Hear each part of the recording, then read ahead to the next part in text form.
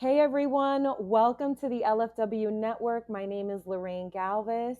I am an attorney and I'm also a military spouse. And I'm very, very honored and privileged to have with me today Master Chief William Kelly. Will and I are both board members for the Coast Guard Mutual Assistance Organization based in Virginia. And in light of recent weather patterns and some of the natural disasters that have unfortunately hit the South, North Carolina, Hurricane Helene, and now we're expecting Hurricane Milton in a matter of hours. Um, Master Chief Kelly was recently evacuated, and I actually just learned that this morning. But he is an active duty member of our Coast Guard. So, Will, it's such an honor for me to have you here. Thank you so much for your service. I can't even imagine. I think you and your family are probably pros with things like this, but I've never been through something like this personally. And I do have family in Florida. And so I'm very grateful to you and the entire Coast Guard, who is just, as always, putting themselves on the line to make sure that we're safe. Can you introduce yourself and just let us know who you are and let us know a little bit about what's going on down in Florida? Thank you, Lorraine. Yeah, thank you for having me. So my name is Will Kelly. I'm a Command Master Chief in the U.S. Coast Guard. I've been in about 22 years, and I'm currently stationed at U.S. Coast Guard Sector St. Petersburg in St. Petersburg, Florida. Basically, what my job is I am the uh, principal advisor to the sector commander on all matters impacting the workforce.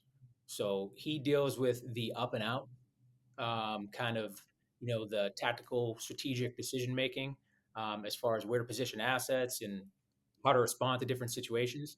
And I make sure I try to take care of our people and their families as best as I can.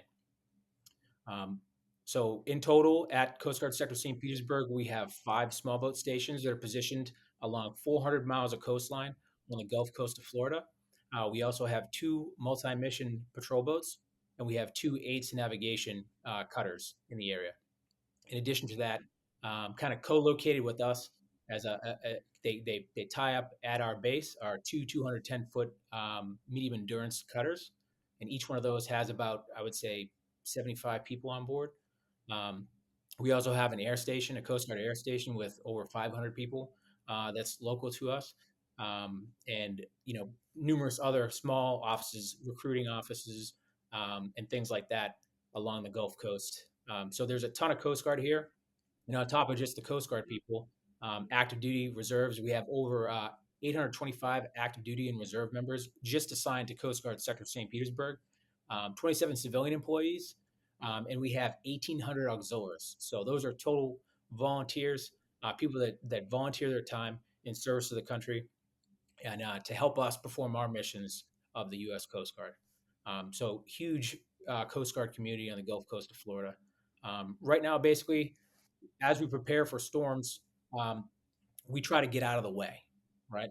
Because we're no good to the American public if we're in the if we're in the line, if we're in the sights of the storm, and the storm comes through and destroys our boats and our buildings, and we're trapped, then we're no good after the fact to come in and rescue people and help to preserve life and property and things like that afterwards. So basically beforehand we take all of our boats, our cutters, and we send them elsewhere, right? We get them out of the way of the storm, and we do the same with our people. We position our people kind of strategically. Right now I'm in something called an incident management team. We're in Orlando, and we're monitoring everything that's going on, and making decisions on what we need resource wise after the storm. And we'll be better informed as we see kind of the storm roll through, where it hits, where people most need us. Um, and then we have other responsibilities on top of search and rescue. One of our jobs is to get the port of Tampa back up and running. So one of our priority items is first preserve life. We're going to come in. We're going to do what we need to do to save people's lives that are in peril from the storm.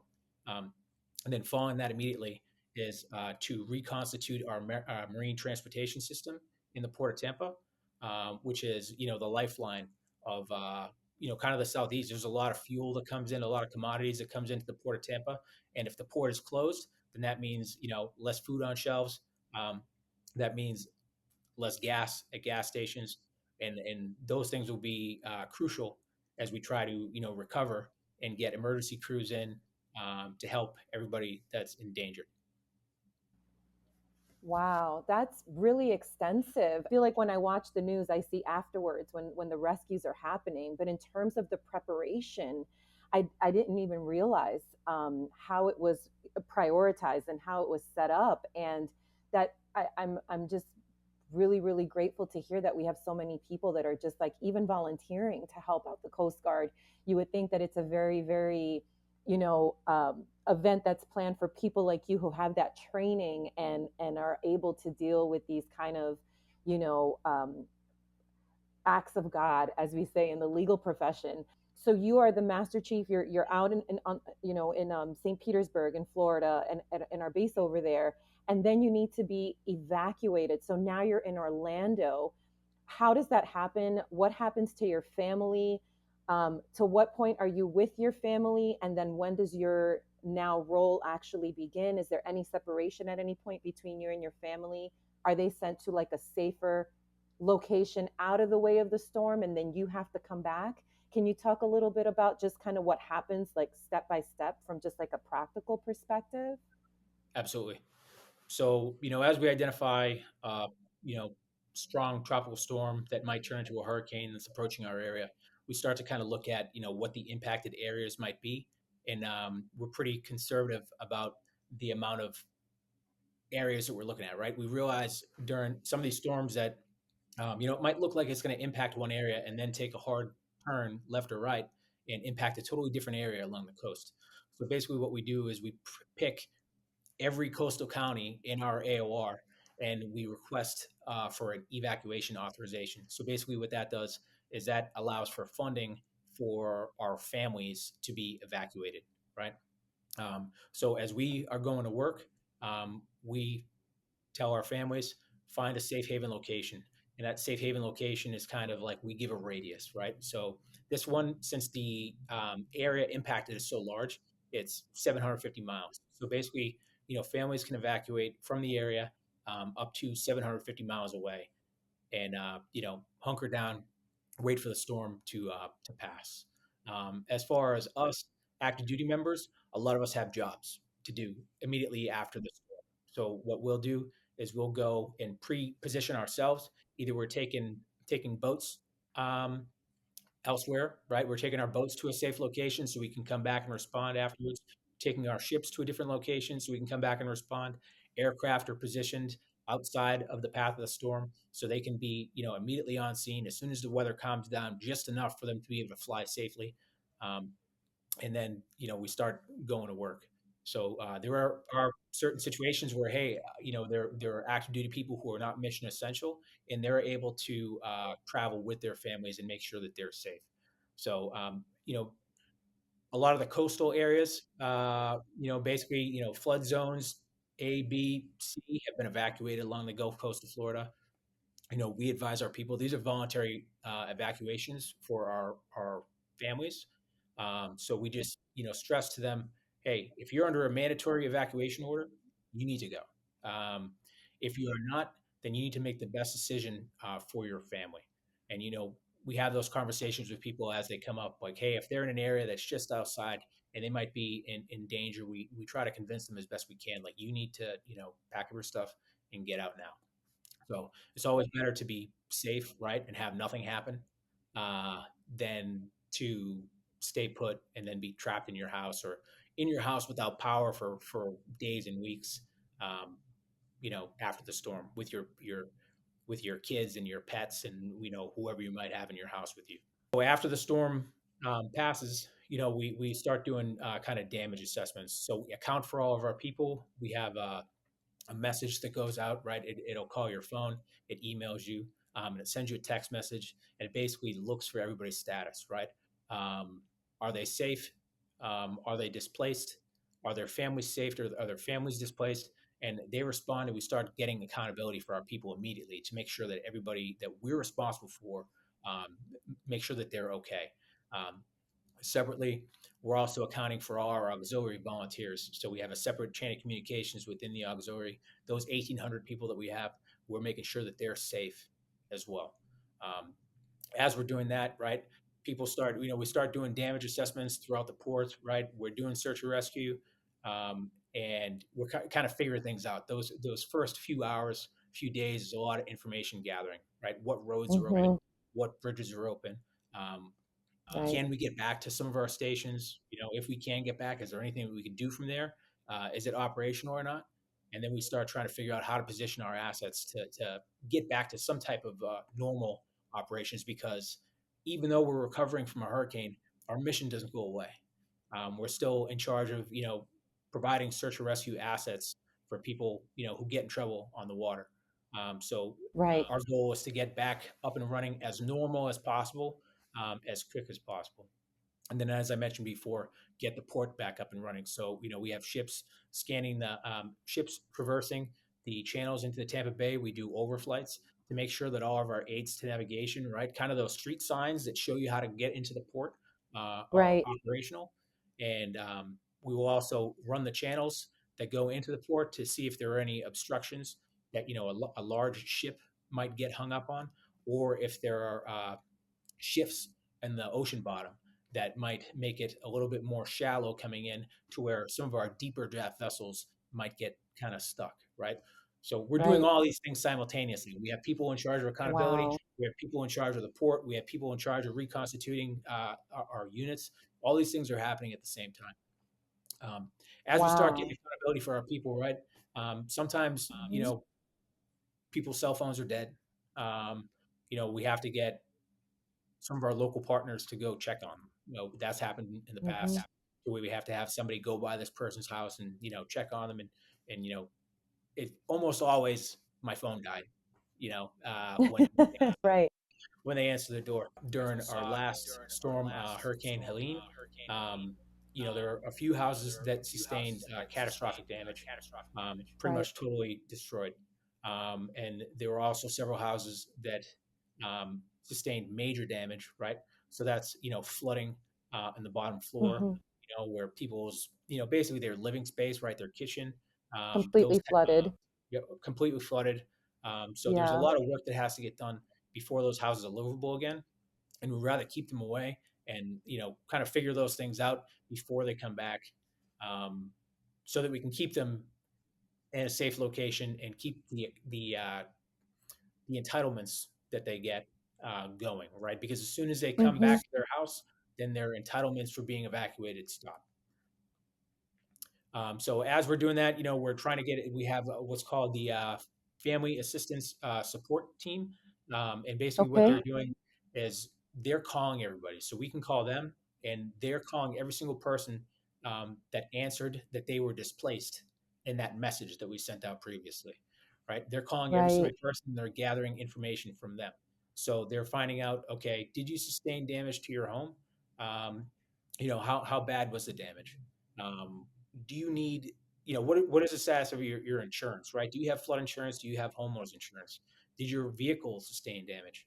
Um, Hmm. and then, we have several resources that we can offer to people, right? One of them being Right. legal assistance, to where we can offer them some legal assistance to help deal with insurance companies. We can also help with, we offer Coast Guard mutual assistance, right? So these people are basically put in touch with Coast Guard mutual assistance representatives who are able to help them with disaster relief grants and loans to help them deal with the situation with their home. If they have say they have a deductible on their car or on their homeowners insurance that they need some assistance with, right?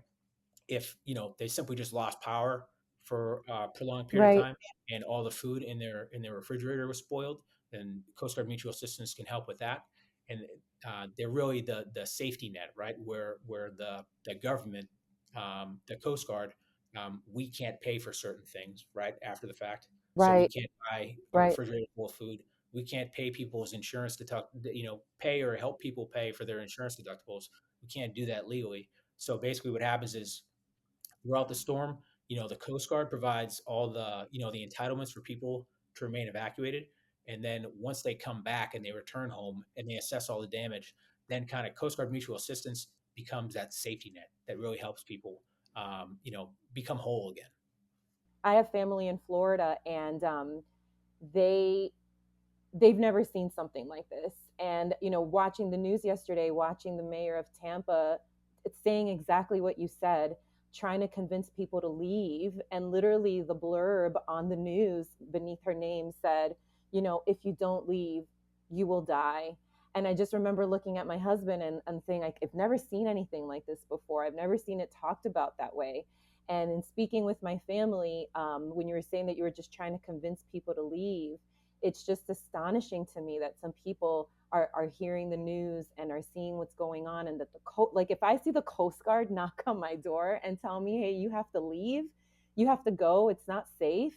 I just feel like I would take that so seriously. But I know, my dad's an old dog, and he's just like, I'm not leaving my house. And they have shutters and they have everything. They're not in the, they're in Port St. Lucie, but still, it's just, they do heed the warnings. But there is a neighbor that, for example, doesn't want to put shutters up, doesn't want to leave their home. Oh, we'll be fine. It's been 50 years. It's not going to be. And so just thinking of those people, they're older. I always think of like our veterans, our seniors, kind of our more vulnerable communities. And again, if you were to come on the door and say, hey, you guys got to leave, you can't stay here. I just find it so hard to believe that they would say, no, we'll stay and ride it out. So that was really, really, I found that to be a little shocking when you were saying that, because again, I'm not from Florida, though I have family there. But I guess being in the Northeast, you take a lot of things for granted being up here. And the second thing you said, I think, and I kind of want to ask you about that. I'm so glad that you talked about CGMA. I don't think people really know what we do at CGMA, just being members of the board, and clearly you being one of our active duty members, and me just as a military spouse. But for those of us like me who are up north, and just moms or business owners, or how can we help your efforts? How can we make it so that you have what you need to help out our fellow Americans? I've been in and out of Florida for my entire career. From Boston, so I know all about shoveling snow and snowstorms. Um, but Yeah, with my first year down here, we were impacted by Hurricane Ian, where one of our small boat stations, stationed at Fort Myers Beach, was directly impacted. Their temporary facilities were destroyed, and entire neighborhoods destroyed. We kind of saw the destruction that caused, and I saw how quickly Coast Guard Mutual Assistance was able to come in and in a flexible manner really provide assistance quickly to our members that were displaced, that sustained damage to their homes. Um, and I was very, very thankful for everything that they were able to do, because I want to help them as much as I can. I don't have money to right, hand people to right. help them with the things that they really need. I wish I did, but I Right. And don't. you're serving. I mean, you're in the military, you're serving. We should be thanking and serving you and helping you do your job. I feel like that's why we get to sleep at night, because people like you who devote their time and give their service, that's the reason that we can just live normal lives, because people like you are on the front lines. Well, thank you. So like I said, basically they they're able to step in and be that safety net, where Hmm. we as a Coast Guard government, a governmental organization cannot. Um, Right. so saw all that during Ian, and the opportunity arose for me to kind of volunteer, submit an application, to be on the board of directors, and submit it, and I was elected to be the senior enlisted, board of directors representative, right? Coast Guard Mutual Assistance is the official mutual aid society of the Coast Guard, right? So every branch of Right. the military has their own kind of mutual aid society. And what does mutual aid mean? Means it's us helping ourselves, right? So what can Right. happen is Coast Guard members, can they can donate directly, a lump sum of money to Coast Guard Mutual Assistance, or they can set up an allotment that comes out of their pay automatically every month. Um, that goes into this, into the mutual assistance, and that way, when people Right. people do need money, for some type of emergent situation, then rather than putting themselves under a financial hardship, they can ask for help. you know, and Right. part of our resiliency, right, our ability to go to work and have a clear mind and be able to do our jobs, which are they're dangerous jobs, right, is having not having that worry in the back of your mind that you're not going to be able to make your mortgage payment, your car payment, because you had an emergency and you put yourself in a financial hardship, right? Trying to deal with that emergency. That's where Coast Guard Mutual Assistance can really step in, right? So, part of it is we Hmm. donate to each other. So, I have an allotment that's set up every month where, money goes towards Coast Guard Mutual Assistance. And then also people can donate, outside the organization and provide Right. one-time, donations. Coast Guard Mutual Assistance is our ability to help ourselves. For our coasties that are listening, right? If Yeah. you're not set up to donate every month, $5, a small amount of money to Coast Guard Mutual Assistance, then please do, because really, when the time comes that our people need the help, it's good to have the resources available to provide them that help, because I've seen it many times in my career where Coast Guard Mutual Assistance has stepped in and really, really saved people, right? Help them, prevent that financial hardship that will keep them from being fully resilient and able to like keep going and focusing on their jobs. I can speak for those of us who are not coasties. I mean, I'm a coastie spouse, but for those of us who are listening who just want to help the efforts of our U.S. Coast Guard, this is a wonderful time to make a donation. We have the holidays coming up. And for my small business owners out there who are listening, for our clients and followers, this is a wonderful opportunity to make a meaningful charitable donation that is completely tax deductible. So that's really important. I know a lot of small business owners, if you're tax planning, if you're planning for, Q4 or early next year, you did really well, you did really well this year and you would like to make some donations, you'd like to take advantage of some of those tax deductions. Some of these contributions to the Coast Guard Mutual Assistance could benefit not only your business, but could benefit the efforts of our U.S. Coast Guard members. And again, as Will rightly said, this organization is Coast Guard members helping each other. So the reason that I joined as a military spouse was being an attorney and being able to see an organization like this from the outside. I had no military background, and my husband joined once he was already a professional in his industry. So, a 20-year professional now joining the military, it was a bit of a culture shock. And so I thought that the best way that we could acclimate was to be part of this organization called CGMA. And so I applied for the position of military spouse, and I was also chosen for that, which I'm very grateful for. But now, having been there, we've been working together for about a year now. Has it been a little over a year? Yeah, I think And 2 years. incredible. Has it been 2 years? I think so. Oh my gosh. Okay, I'm way off with my A little time, over. but for those who are listening, I would strongly encourage you to consider making a donation to the Coast Guard Mutual Assistance. And for the coasties who are listening, as Will rightly said, you can easily set up allotments. We will place all of the links in the show notes for this, broadcast, so you can easily sign up. If you have any questions, you can also let us know. And I believe that the storm is expected this evening. We're hoping, we're preparing for the worst, but we're hoping for the best. And I think what CGMA is really great at is helping our Coast Guard members pick up the pieces. So we do have Coast Guard members like you, Will, that live in Florida. If your house is, washed away, if your vehicles are not, if insurance isn't covering some of the damage, CGMA does have the ability to provide these grants and these zero or low interest loans so that you can immediately have access to this capital, immediately have access to some of these funds in order to quickly pick up, where you left off or where the storm left off. But Will, I'm so glad that we have you down there, and the Coast Guard and all the volunteers and all the auxiliarists and everyone just helping us prepare for the worst. So absolutely, Will, I know that I know we're up on time, but thank you so, so much for speaking to us today.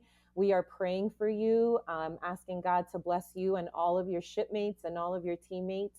Thank you for everything you're doing for us.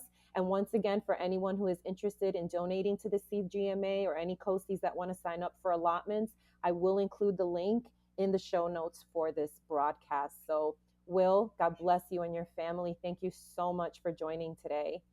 And be careful out there. Oh, thank you, Lorraine. And I just want to thank you, right, for your service as a Coast Guard spouse, right? As a a member of the Coast Guard Mutual Assistance Board of Directors, you're really um, providing a wealth of knowledge, right? Both from the perspective of a spouse and as a legal professional as well, right? It's not often that we have those two things combined, kind of being able to come in and provide that assistance towards the board. So I want to thank you for your service as well. Thank you so much, Will. It might be after the storm, but when you are ready and when you have some time, please let us know. We'd love to just get an update from you since your boots on the ground. I think it would really mean a lot to us to just get some firsthand information from someone who's down there. Sounds good. Thank you. Have a wonderful day. God bless you and take care.